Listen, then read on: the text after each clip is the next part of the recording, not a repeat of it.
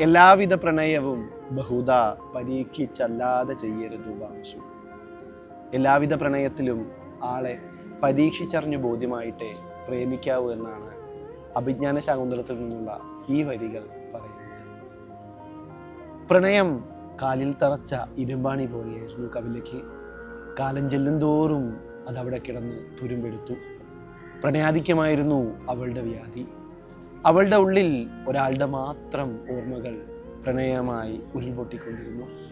അത് കിഷോറിൻ്റെ ഓർമ്മകളായിരുന്നു. ഡേറ്റിംഗ് ആപ്പിലൂടെ കപില കണ്ടുമുട്ടിയ പുരുഷന്മാരിലെല്ലാം തിരഞ്ഞത് അയാളെപ്പോലെ ഒരാളെയായിരുന്നു.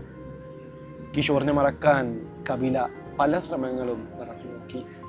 എന്നാൽ അവയെല്ലാം അയാളെ മറക്കുന്നതിന് പകരം കൂടുതൽ കൂടുതൽ ഓർമ്മിപ്പിച്ചു.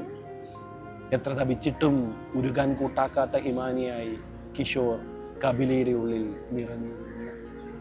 ഹിമാലയ സാനുക്കളെ സാക്ഷിയാക്കിയ ഒരു പ്രണയകഥ. അതാണ് കെ.ആർ. മീരയുടെ എല്ലാവിധ പ്രണയവും എന്ന ഈ നോവൽ. എല്ലാവിധ പ്രണയവും ബഹുത പരീക്ഷിച്ചല്ലാതെ ചെയ്യരുത് എന്ന വാക്യം ഈ പുസ്തകത്തിൽ പറയുമ്പോൾ അത് ശാകുന്തളത്തെ അടയാളവാക്യത്താൽ അഭിജ്ഞാന ശാകുന്തളമാക്കും പോലെ ഈ പുസ്തകത്തിലെ പ്രണയത്തെ എല്ലാവിധ പ്രണയവുമാക്കുന്നു.